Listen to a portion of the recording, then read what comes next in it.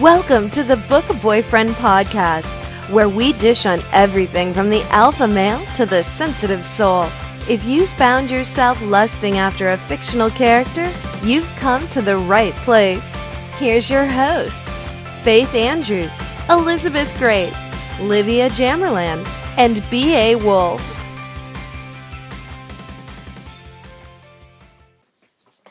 Hi everyone, I am Livia Jamerlan, and no, this is not a surprise. We are here with the Book Boyfriend podcast. I know you have probably missed us, and we're only here with two other co-hosts today, myself and Faith Andrews. The summer has been a little hectic for us. We've all had releases, family issues and dramas and kids and summer vacations and all the good stuff. But we are now back for, I want to say this is like season 2, right? Because we started last year around this time. So I want to say we were on a hiatus, but we're back. Faith, why don't you tell us what you've been working on? I have been dance mommy all summer long. I'm done. We don't have a competition until like March 2016. Thank you, Lord Jesus. So yeah, we have been very busy this summer. That's why you haven't seen much of us. And it's already October, so holy crap. But yeah, we've been busy. We've been releasing. We've been working. We've been indie chicks rocking. We've been doing some crazy stuff. So yes, I just released After the Storm last week. So I'm super excited about that. Getting ready to work on some new stuff, but we've been reading a lot of good stuff. So we're excited to talk to you about what we've been reading. And this is one of our favorite reads of the summer. Me and Liv could not stop texting and messaging about this crazy read. So we're excited to talk about it tonight. So we're a little rusty, as you can tell. We're not even telling you what we're reading yet. It's been a while. And so we decided we're going to do 9 Minutes by the infamous Beth Flynn. I'm pretty sure somewhere in this book world you have heard of this book. 9 Minutes, Grizz, Grunt, Ginny. It's the must read. It was the must read of 2014, and Out of Time was book 2 that came out earlier this year. So we're going to talk about book 1. You kind of need to read them in order, and if you have read book 1, follow along. It's just to go back to it. I read it a while ago. I think I read it was like in May when I read book 1. And just to kind of have like a refresher, because I was like, Faith, you need to read this book. And it's kind of hard to get all 4 of us to read one book at the same time when our schedules were so crazy.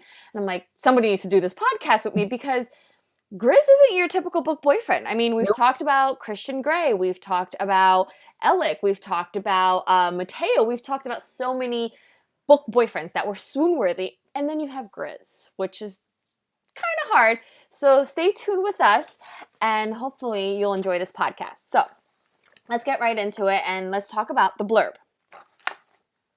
On May 15th, 1975, 15-year-old Ginny Lemon is abducted from a convenience store in Fort Lauderdale by a member of one of the most notorious and brutal motorcycle gangs in South Florida. From that moment on, her life is forever changed. She gets a new name, a new identity, and a new life in the midst of the gang based on the edge of Florida's Everglades. A frightening, rough, and violent world, much like the swamps themselves, where everyone has an alias and a loyalty to the tantamount to survival. And at the center of it all is the gang's leader, Grizz. Massive, ruggedly, handsome, terrifying, and somehow, when it comes to Ginny, tender. She becomes his obsession and his one true love of his life. So begins a tale of an emotional obsession and manipulation, of a young woman ripped from everything she knows and forced to lean on the one person who provides attention, affection, and care, her captor. Precocious and intelligent, but still very much a teenager, Ginny struggles to adapt with her extensive existence, initially fighting and then coming to terms with her captivity. Will she be rescued? Will she escape? Will she get out alive? Or get out at all? Part psychological thriller, part coming-of-age novel, filled with mysterious romance, unexpected turns, 9 Minutes takes readers into the world of one motorcycle gang and inside the heart of a young girl whose abduction brought about its fall. That's a long blurb. But the good thing is it explains to you the whole entire Everything. book. Yeah. It's exactly from how she gets abducted to what happens towards the end. So, Faith, if you can give us a little synopsis of your take on the book. Okay, it's really hard to give a little synopsis because this book was like chock full of crazy stuff.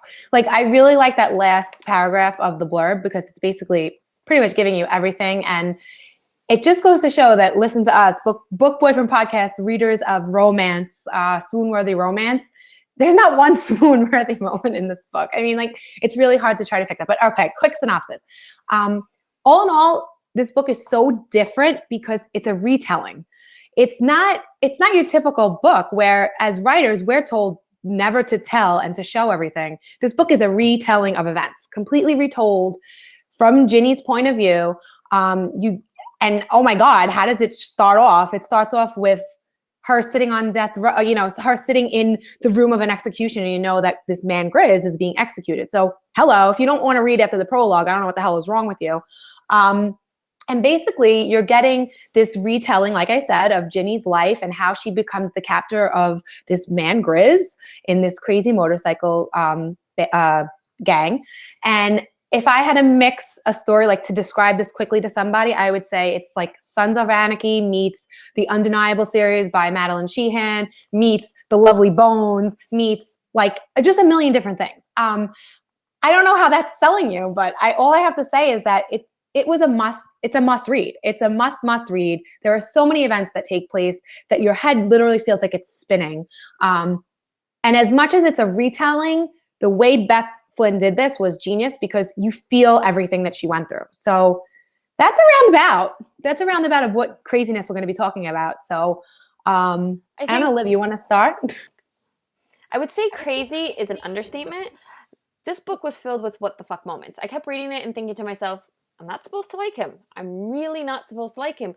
But you kind of fall for Grizz. Like there's one quote, we'll get to it later. But first let's talk about Ginny, Guinevere, then Gwynny, then Ginny, then Gin. Then Kit. Yes, no, she's known as Kitten.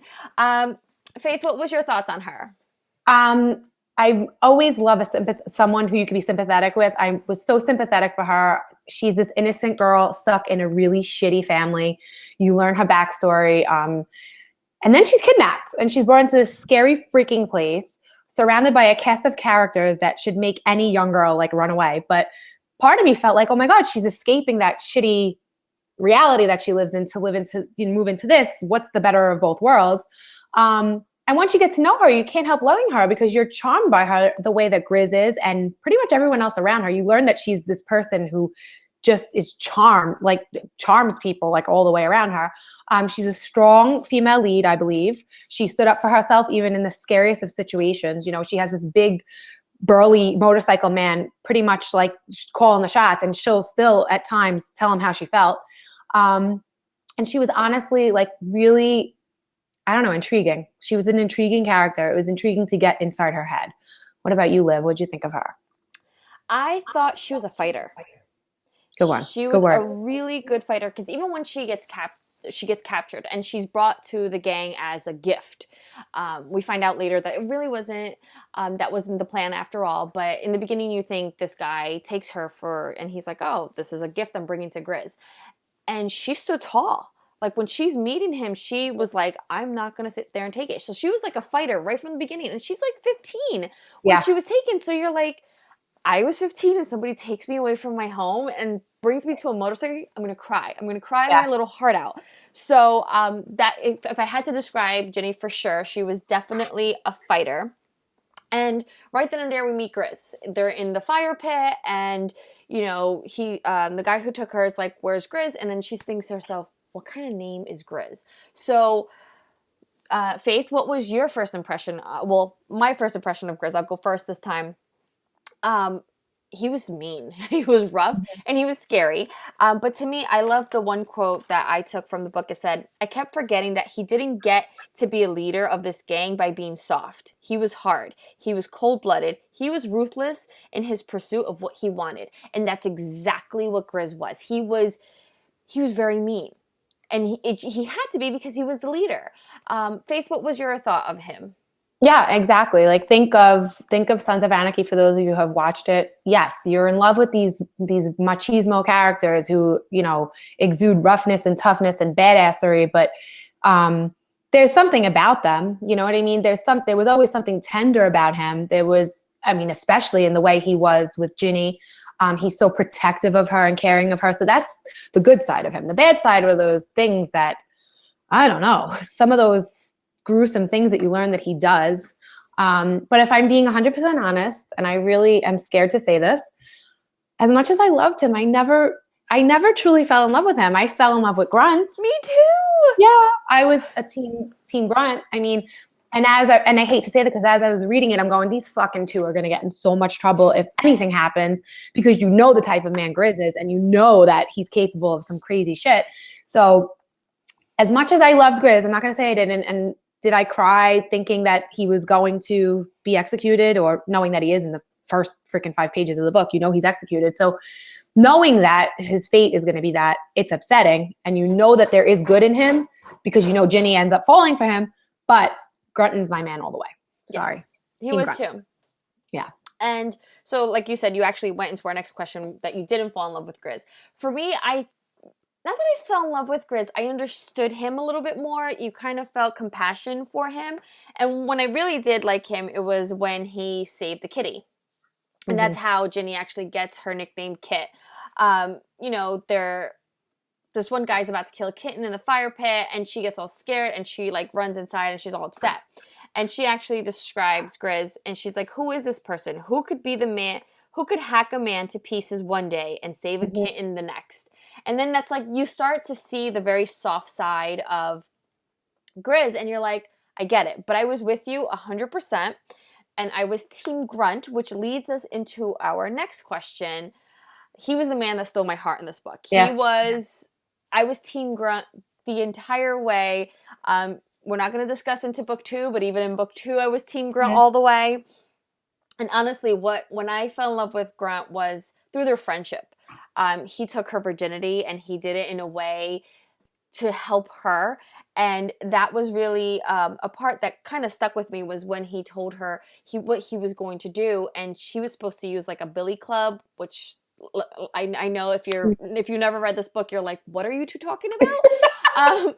Trust me, read the book, because you're just like, wow. So he has to drug Ginny and then take her virginity because Grizz has asked him. I know it's crazy, but it all makes sense.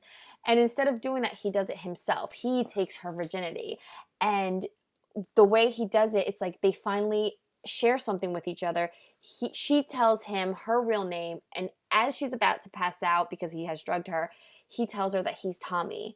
And you're just like, oh. So what was your moment that you fell in love with him? I mean, just think about it. Think about what you're saying right now. Think about what you just freaking said. You fell in love with a guy who drugged a girl to have sex with her for the first time, to de-virginize her because the guy she's supposed to wind up with wants her to be screwed with a billy club so that he could pop her cherry because his dick is so big he doesn't want to hurt her. I mean, come on, think about it. But yeah, I fucking fell in love with him for that. And I remember I don't have the book in front of me, I didn't quote it, but I remember shortly after that scene, Ginny says, we never spoke about that. We shouldn't have spoken about that moment again. And we know that that was a stolen moment and blah, blah, blah. Because you know damn well that if Grizz ever finds out that Grunt has even this much of a feeling for her, he's fucking dead. And not just like dead, like brutally dead, you know? So I liked him early on. I really liked the person he was. Then you find out so much more, especially in book 2. You find out so many of the reasons why he was such an important part of everything. And he cared about Ginny just as much as Grizz did. Yeah. So I think even a little bit more at times, because he was so close to her in her age that he understood the danger she was in to being with a guy like Grizz. And what I loved most about him is like he tried to get her jealous. So you could still see that though Grunt was very mature and very smart for his age, there were times that he made her jealous because, you know, he knew he couldn't be with Jenny, but he's trying to get over her and trying to make sure that they're just friends. And he brings his friend Sarah Jo over, who's supposed to act like his girlfriend. And you see Jenny get upset and she gets a little bit jealous of that. So like they're bantering back and forth. Their friendship that blossomed from the very beginning was something that had me wrapped around his little finger, and I was all Team Grunt. Now, Faith, what was your what the fuck moment? Now, I know with our podcast, we usually have like a swoon-worthy moment. And it was very hard for me to actually, I don't even think I have a swoon-worthy moment for this book because it's just, I don't need it was filled with what the fuck. Like, you would actually read it and be like, am I reading this right? Like, did he just do this? Did that just really happen? So we decided for this podcast, we were going to switch our swoon-worthy moments to what the fuck moments. Yeah. Faith, what was your what the fuck moment? Okay, first I just want to say that thank God we're not talking about Out of Time, because the whole book was what the fuck. Like, start to finish. I mean, wow. But I also want to say, as a writer, again, because we're writers too, not just readers, I really commend this girl for doing what she did. She broke so many freaking rules, like that people tell you, don't do that, or your betas tell you, no, that doesn't make sense, or no one's going to believe that, or this is not believable. Guess what? This book was totally fucking unbelievable.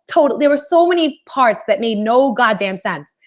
And let's not even fast forward to Out of Time, where really I could really make your mind go crazy. But it still, as a whole, as a story, it was amazing to read. I flashed through these pages so quick, I can't begin to tell you.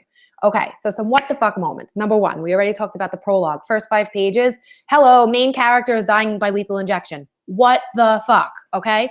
What the fuck moment number 2. You find out very shortly after that they capture her that the image on the back of their cuts, like, remember, picture Sons of Anarchy, picture the skull in the back of their cuts, is Ginny. It's her. What the fuck does that mean? How can that be possible? They kidnapped this 15-year-old girl. Who the hell does she have anything to do with the motorcycle gang? What the fuck moment number 3 for me. You find out there's another young girl staying at I like to call it the compound. That's how I pictured this compound. It's a motel, like an empty motel, and they all hung out around an empty pool that was like a bonfire, blah, blah, blah. There's another young girl at the bonfire, and you're wondering, why the hell isn't she talking? You're wondering why she's kind of like grunting, blah, blah, blah, blah, blah. Her tongue is cut out of her mouth. Why? She answered grunt the wrong way one day. Not grunt, sorry. Grizz. She answered Grizz back the wrong way, or didn't say something she wanted to say the right way. He ripped it out of her fucking mouth, cut it out. It's gone, and it's saved in some box. Come on. What the hell? And lastly, what the fuck? Read the last page and die. Die. Be so happy that book number 2 is out, because when I read those last lines, I honestly thought it. There were moments during the book where I was like, because I'm not giving anything away. You have to read it. What I thought that could have been a possibility, but reading it in the fine print, holy shit. That's how you end the book. That is how you end the book without technically giving a cliffhanger. That's how you end the book. So what about you? What the fuck, Liv? I think you answered them all for me. I think I would have answered it the exact same way. If I go back and actually I have the quote here for you, and the last paragraph before the epilogue, because the epilogue is in Grizz's POV, but the last paragraph of the actual book, when you find out the ultimate what the fuck moment, it goes, "Grunt, you son of a bitch. I stared icily at him. You shouldn't have stopped him from ordering that hit on Leslie," because the secret you don't find out. Actually, no, you do. You find the secret out in the epilogue, which I'm not going to tell you. But that was her response to that. It's just, if you read this book, you know Ginny is a love all. She doesn't want anybody hurt. She doesn't want no fighting, anything. And there she's telling you, you should have let him have that hit on Leslie, which is the reporter who's, talking to her. Because the secret is so bad. It's so hurtful, which you will find more in book 2. Now, as you know, with our, we usually have our I wish I wrote that. And Faith, what was your I wish I wrote that? Okay, I always say this, and it's become like my famous line. I wish I wrote the whole damn book, because it was genius. But this is a really little line that meant something. I don't know. It was very profound for me. It said, "My love for him was causing me to hate myself." And I think a lot of teenage girls can relate to that, number one. And we've, as adults, we've all been teenagers, so we can all relate. And I think it was profound because Ginny hated that she was captured. She was captured by this gang. And she didn't know that she didn't know he was going to be her true love. And he was a good man, but he was a bad man. And she wound up hating herself, or her former self, for loving him, because she's thinking, how can you how can you love such a bad person? And I get how it made her hate herself. So yes, a very short little line that really can mean nothing. It's 10 words strung together, but to me, it said a lot about Ginny's character. What about you, Liv? To me, I wish I wrote that was to be able to have such a powerful book and it all be telling and not showing. Because I remember reading this and I'm like, but she's just telling me. Mm-hmm. She's just telling me. Like, she's telling me the story. Yep. And I'm like, I still can't put it down.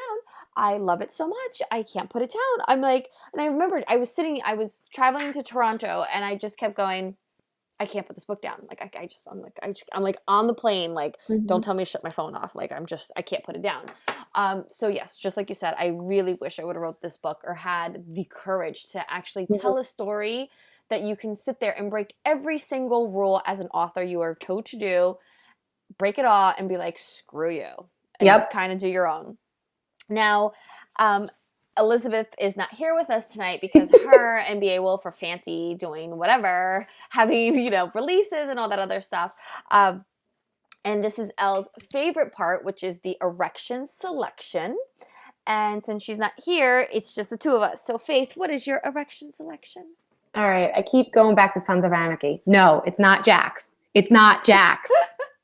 I picked Opie. Grizz is Opie. Come on now. He's like an older Opie. Like, and for those of you who don't watch Sons of Anarchy, his name is Ryan Hurst. In Sons, he is extremely tattooed, long beard, not even just like the beard that everyone's sporting nowadays, that little one, like beard. He's kind of a ginger. He's not stunningly good looking, but that rough, rugged exterior just freaking screamed that for me. Okay, now, because we did Grizz, I have to do who my grunt was. His name, you got to look him up. I don't have a picture. I'm not Elizabeth. Elizabeth always has her pretty little thing. I checked him out from one of Beth's tweets, and his name is Jackson Tiller. Not to be confused with Jackson Teller. Jackson Tiller. He's the perfect freaking grunt. You guys got to look him up. He's perfect. Liv, who'd you pick? I picked Jackson Tiller for mine. And then for my Grizz, I actually picked, he's on Beth's Niners, who she actually picked for her Grizz. I'm like, and I can't find his name now, of course. But he was the person I was like, yeah, I get it, why she picked him as her Grizz. He was perfect. And if I find the name, I will add it to our links down below. But I think I can't find it now. So that kind of wraps it up for us. I know that was a little bit short of a podcast because you don't have the foursome as usual. You got the fabulous twosome, the East Coast girls, though. Elle's East Coast, but we're tri-state. So that was it. That was our Book Boyfriend podcast of Grizz and Grunt. We kind of joined it. We broke some rules just like Beth Flynn did. And our next read will be Sacrifice by Adriana Locke. We will be taping that very shortly. So if you have read it, make sure you stay tuned to their podcast. Let us know what you think. And I think that is it. And make sure you follow us at www.bookboyfriendpodcast.com. We are on Facebook. We are on Twitter. And you can always email us at bookboyfriendpodcast@gmail.com. If you have any suggestions, just let us know what is our next read and what should be our next book boyfriend. Now, I know we are doing a reread, or I know there's a couple of us in this little group of ours that has not read, I think, Katie Ashley Mystery Man. Yeah. I know it's kind of an oldie, but it's definitely a goodie. I know Elizabeth and I have read it. And so we're going to be doing a reread of that. So if you want to come and join us and let us know what you're thinking of the book as we are reading it, let us know. Just, send us a tweet. Find us on Facebook. We're everywhere. So until next time, say bye, Faith. Adios. See you later. Bye, everyone. Good night. Thanks for joining us. You can find out who will be on upcoming shows and what books we'll be discussing, as well as more about our hosts at www.bookboyfriendpodcast.com. See you next time when we add another boyfriend to the ranks.